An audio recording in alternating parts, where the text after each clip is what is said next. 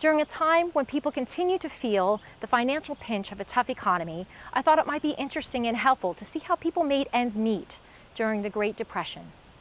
These days, when we talk about people cutting costs, we talk about people cutting cable out or clipping a few more coupons each week. Well, back then, things were different. Today, folks from Aunt's Choice in Warminster who lived through the Depression share their memories and offer some perspective on today's savings by reflecting on cost-saving measures from their past.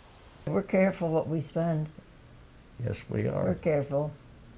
You know, my family never went to a restaurant.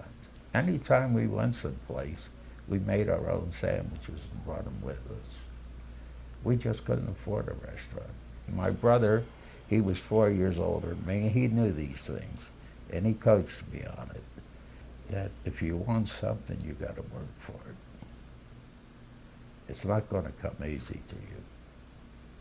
When I was 12 years old, I was tall for my age, and I went to this department store and told them I was 16. And they hired me. They knew that I wasn't 16, but they hired me.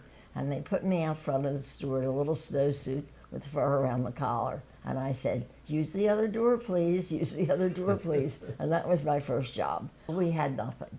We had no money. We were very, very poverty-stricken, and we needed the money. We didn't have luxury foods. We didn't have steak or chicken. Or my mother bought whatever was on sale at the grocery store, a day old this and day old that. And we just ate what we had. We moved sometimes because we couldn't pay the rent. It was cheaper to move than pay the rent. I remember my mother bringing me downstairs by the stove in the kitchen and warming up my clothes on the stove and dressing me. So, 'cause it was cold and we didn't have proper heat. We didn't have proper anything, but we didn't know it. And we were happy.